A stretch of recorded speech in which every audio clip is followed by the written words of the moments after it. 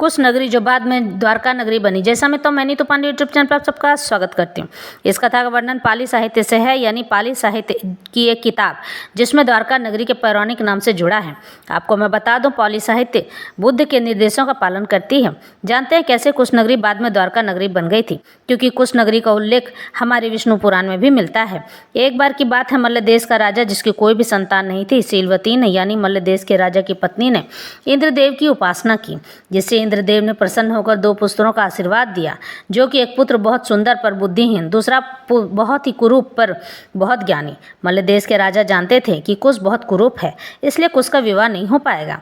लेकिन रानी शीलवती ने राजा से कहलवाया कि जब तक विवाह न हो जाए दुल्हा दुल्हन एक दूसरे को नहीं देखते हैं। फिर दोनों का विवाह हो गया और फिर कुश अपनी पत्नी को देखने की विनती अपनी माँ से करने लगा। शीलवती ने घोड़े के अस्तबल में अंधेरा कर कुश को प्रभावती से मिलवाया। इस तरह से कुश बार बार अपनी पत्नी से मिलने की विनती करता रहा। और एक दिन जब प्रभावती नदी में स्नान करने के लिए गई थी तो कुश जल में जाकर प्रभावती को पकड़ लेते हैं और अपनी सच्चाई बता देते हैं।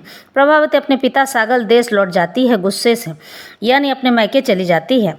फिर कुश प्रभावती को मनाने के लिए सागल देश चला जाता है और कभी टोकरी बनाने वाला बन जाता है और प्रभावती को रिझाने के लिए उसे उपहार भेजता है।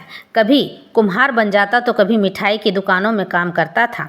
इस तरह से कई दिन बीत गए और एक दिन वह महल का रसोइया बन जाता है और महल में सभी का मन जीत लेता है। फिर एक दिन सागल देश पर दूसरे देश के राजाओं ने आक्रमण कर दिया। सागल देश का राजा सोचने लगा कि अचानक हुए इस आक्रमण का सामना कैसे करूं। तभी महल में बावर्ची का काम कर रहे कुश अपनी चतुर बुद्धि लगाकर सागल देश के राजा को जितवा देते हैं।